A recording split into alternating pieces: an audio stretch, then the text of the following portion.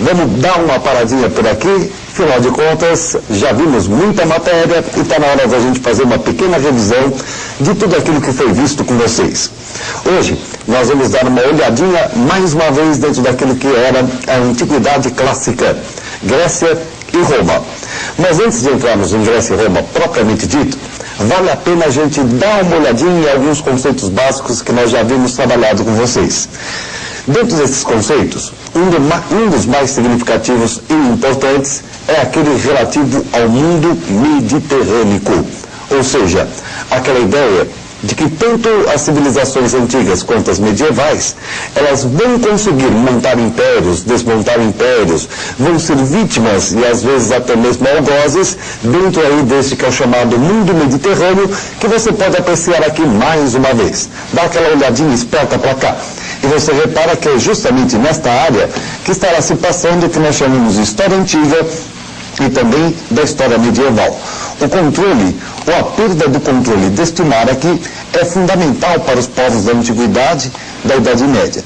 E agora nosso objetivo é justamente verificar, em primeiro lugar, a civilização que está aqui, ó, Mediterrâneo Oriental, ou seja, a civilização grega, e também aquela que começou aqui e que acabou dominando todo o Mediterrâneo, que ela chamava até de Mare Nostrum, ou seja, a nossa querida cidade de Roma. Começamos então agora olhando para aquilo que foi a Grécia na Antiguidade. Qual é o primeiro período histórico da Grécia? Como a Grécia vai se subdividir e de que maneira ela irá se montar? Você dando uma olhadinha no nosso primeiro resumo, você vai começar a lembrar que a primeira época histórica grega é aquela conhecida pelo nome de Tempos Homéricos. O que acontece de importante nos tempos homéricos? Em primeiro lugar, o povoamento da Grécia, que vai ser efetuado por tribos de origem indo-europeia ou ariana.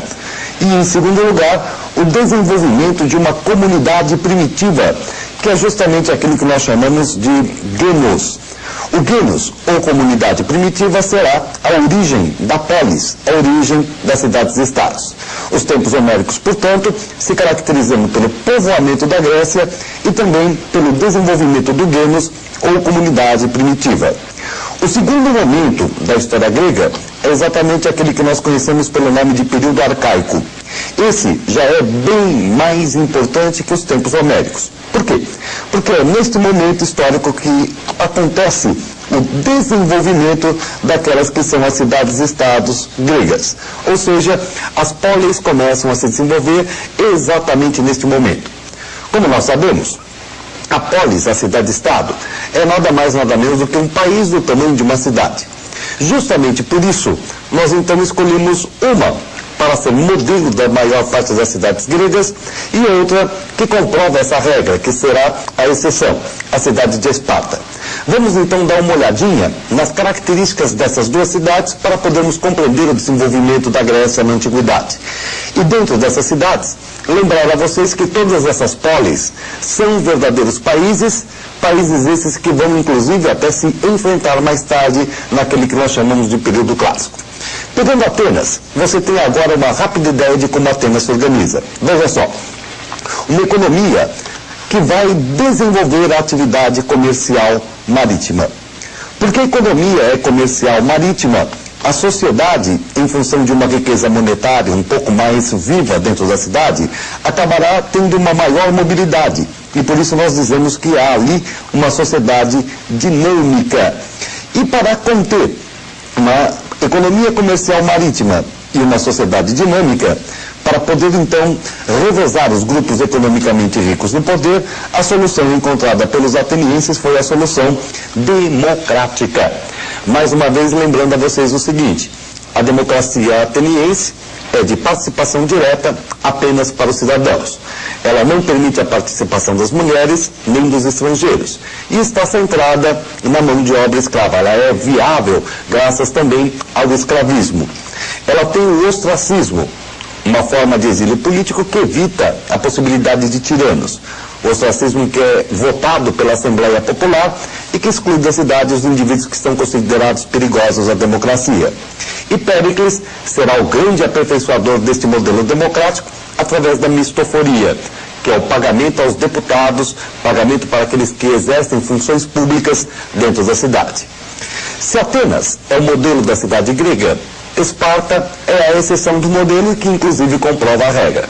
Veja bem então aqui, no modelo espartano, como as coisas são distintas e diferentes. Se em Atenas você tinha uma economia baseada no comércio marítimo, em Esparta você terá uma economia agrícola. Se em Atenas a sociedade era dinâmica em função da própria economia comercial marítima, em Esparta, como a agricultura é a principal atividade, a sociedade já não tem tanta mobilidade, ela está bem dividida, ela se apresenta enquanto estratificada. Se nós entendemos que quem tem o poder econômico tem o poder político, nós sabemos que quem detém, obviamente, a posse das terras, deterá o governo da cidade de Esparta. Portanto, é o governo dos proprietários. Temos aqui aquilo que nós chamamos de uma oligarquia. Oligarquia que é, então, uma característica central do governo de Esparta.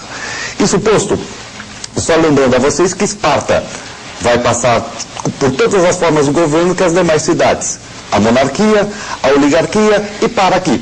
Porque logo na sequência as outras cidades chegam à tirania, algumas à democracia e Esparta fica parada na oligarquia.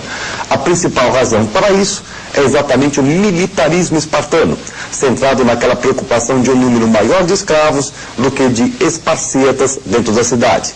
A característica de xenofobia, ou seja, aversão aos estrangeiros e às terras estatais, impedindo, portanto, a propriedade individual, a propriedade privada por parte dos esparcíatas. Duas cidades extremamente diferentes. E justamente por serem duas cidades extremamente diferentes, nós encontraremos essas duas cidades em pleno antagonismo. Esse antagonismo começará a acontecer agora no quarto período da história grega, que é o chamado período clássico, onde você vai analisar, onde você vai verificar a existência do quê? Em primeiro lugar, das chamadas guerras médicas, dos chamados imperialismos e das chamadas hegemonias. O que são as guerras médicas? As guerras entre gregos e persas pela posse da Grécia e do Mediterrâneo Oriental. O que vem a ser uma hegemonia? A influência de uma cidade sobre outra. E o imperialismo? A manutenção desta influência através de uma intervenção. Primeiramente será Atenas, através da Liga ou Confederação de Delos.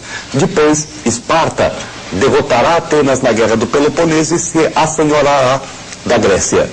Por fim, essa mesma Guerra do Peloponeso, que acabou com aquela que era a hegemonia ateniense, enfraqueceu a Grécia a tal ponto que a Grécia vai simplesmente falecer muito rapidamente após o seu término.